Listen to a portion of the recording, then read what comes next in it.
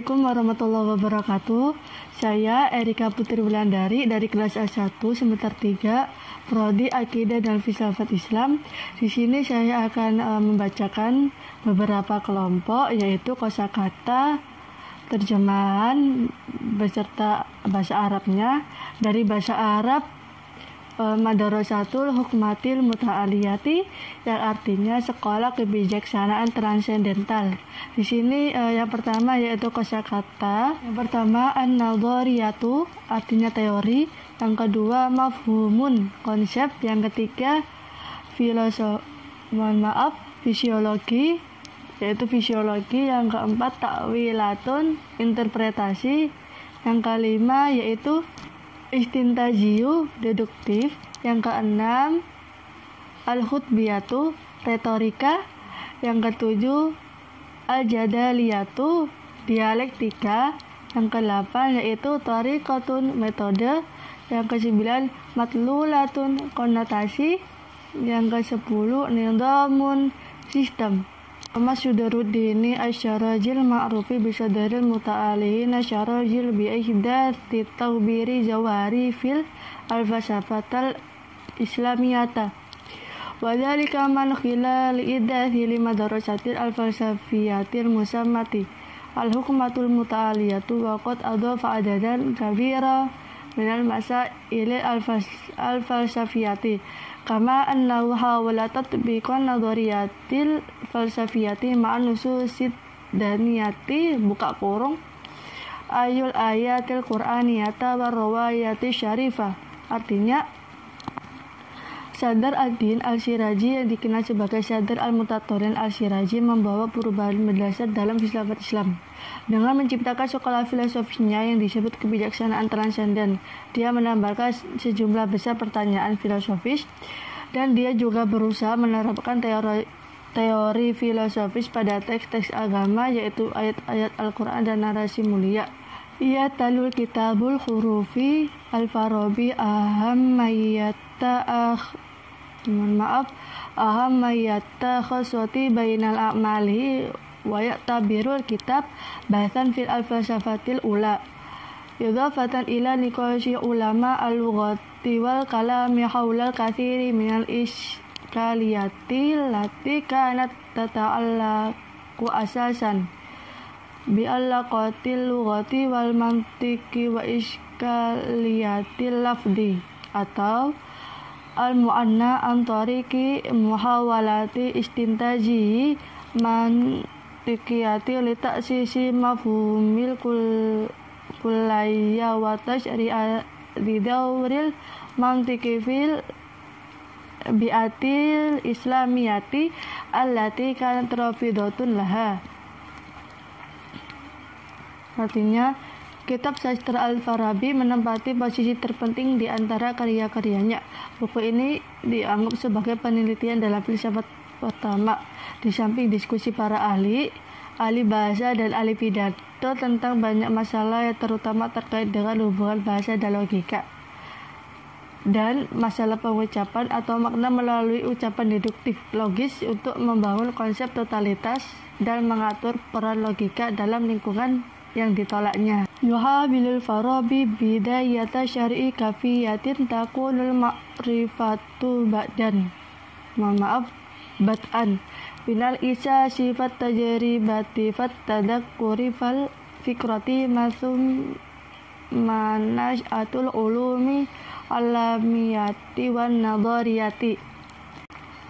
Al-Farabi pertama-tama mencoba menjelaskan bagaimana pengetahuan terbentuk, dimulai dengan sensasi, pengalaman, ingatan, gagasan, dan kemudian munculnya ilmu praktis dan teoritis. Wa bainal fikrati wa nas'atil ulumi yadu al-Farabi marhalata nusyu'il lughati fa ba'da tawalludil fikrati indal insan ta'ti al-isyratu thumma taswitu ikhraja aswati muayyanati wa man natawuril aswati tunsya'ul hurufu wal alfadu buka kurung wa yaktalifun wa hasbul jama'atil basyariyati wa fi luluziyatiha wa bai'atiha tutup kurung wa hakadha tatasyakkalul alfazu wal kalimatu. Dan di antara ide dan munculnya ilmu-ilmu Al-Farabi menempatkan tahap perkembangannya bahasa. Setelah ide lahir pada manusia muncul tanda dan kemudian suara, keluaran bunyi-bunyi tertentu. Dan dari perkembangan bunyi-bunyi itu huruf dan kata muncul. Dan pengucapannya bervariasi sesuai dengan kelompok manusia, fisiologi dan lingkungan mereka. Dan demikian kata-kata terbentuk. Al-masusu awalan thumma sawwarat fitani thumma lafdu al-mu'abbaru anhu fi marhalati laikoti tatakawwanul ibaratu wa ta'abiru man damajal kalimat wal alfadi litu'abbaru laisa faqat anil asya abal anil alaqatil lati tarubitu bainaha. Yang terlihat pertama, lalu bayangannya di pikiran, lalu kata diungkapkan pada selanjutnya. Frasa dan ekspresi terdiri dari kombinasi kata dan ekspresi untuk mengungkapkan tidak hanya yang buruk, tetapi juga hubungan yang mengikatnya. Idhafatul ila dhalika faqat tuqarraru natijatu tahlili al-Farabi anna hunaka nidhamaini.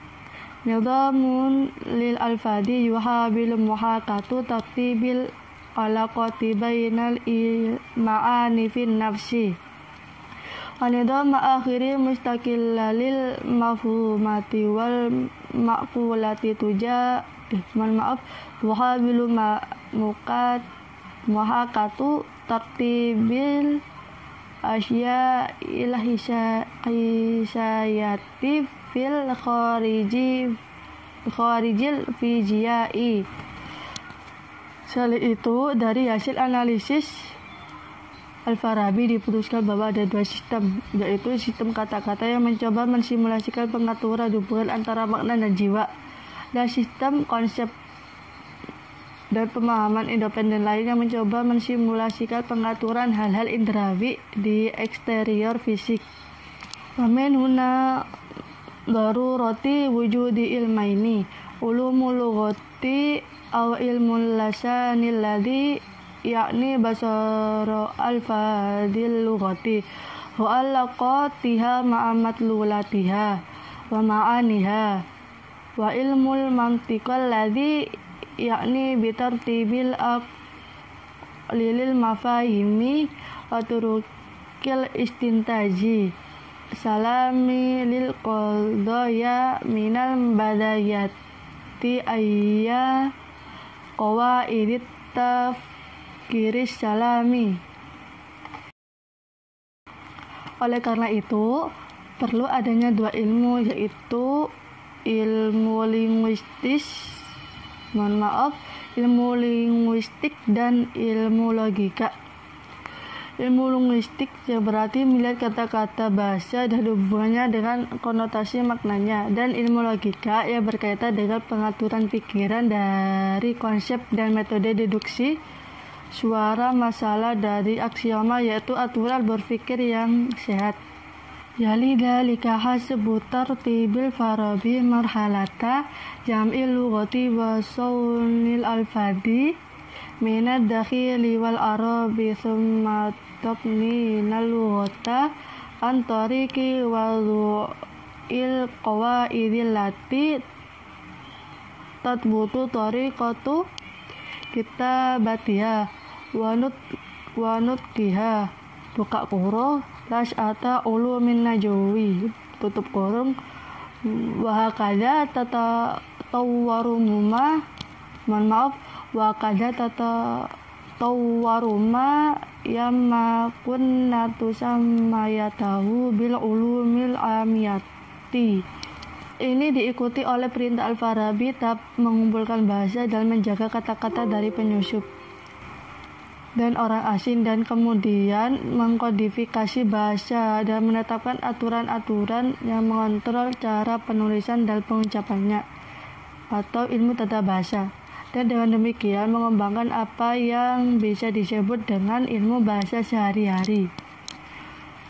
Ya taro fakudzalika ma'a tatawwuril ulumil alamiyati min qiyasi wa niyatin wa man summa sayatlu dzalika las'atil ulumil qiyasiyatil lati ta'arufim bil ulumit tabi'iyati yal ulum biha qadimnal mafhumil arsatil ladzi yatabannahul farabi aydan ayya ulumil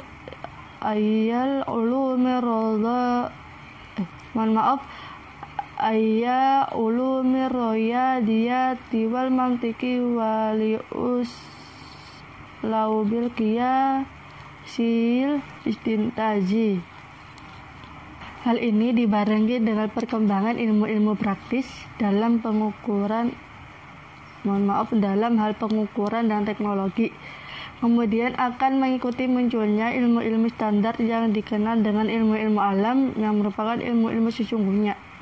Dalam konsep Aristoteles yang juga dianut oleh Al-Farabi, yaitu ilmu-ilmu matematika dan logika dan metode silogistik deduktif. Pertama yajud turukul istintaliyatu al-khutbiyatu wal jadaliyatu wasufistoniyatu wal allahummayatu buka kurung arroyadiyata tutup kurung wa akhirul burhaniyati wa yantadihu annal ma'rifatal bakiyat niyatan tanhasiru fit turukil burhaniyati wa kada tatasyakkalu al falsafata liyaliha ba'dalikin nash'atu syari'ata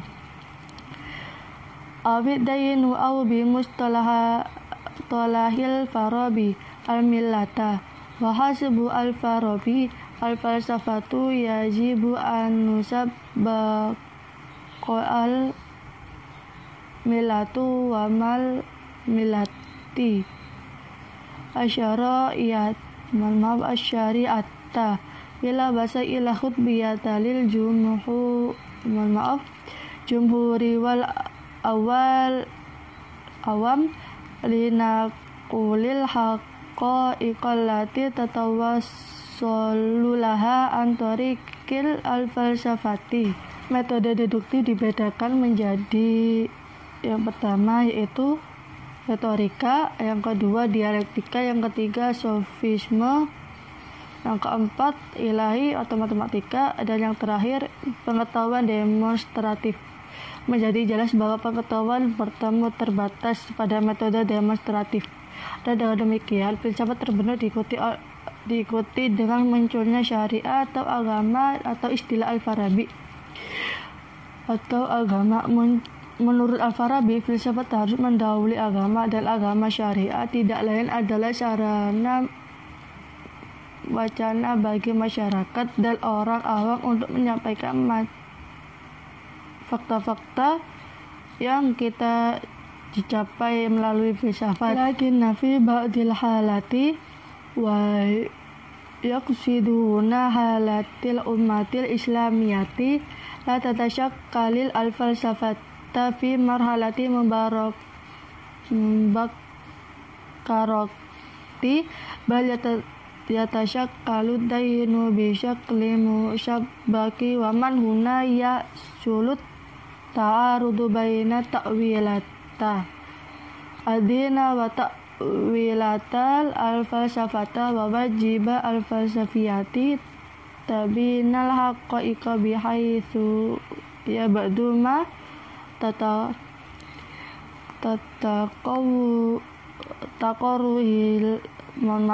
taqarruhil malati laisa illa mujarrada misalatin lamma tuqarruhul al-falsafatu. Namun dalam beberapa kasus, dan di sini maksudnya kasus bahasa Islam, Filsafat tidak terbentuk pada tahap awal, tetapi agama terlebih dahulu yang dibentuk. Dan dari sini terjadi konflik antara interpretasi agama dan interpretasi filsafat, dan tugas para filosof untuk mengklarifikasi fakta sehingga apa yang diputuskan oleh agama tampaknya tidak lain hanyalah contoh dari apa yang diputuskan oleh filsafat.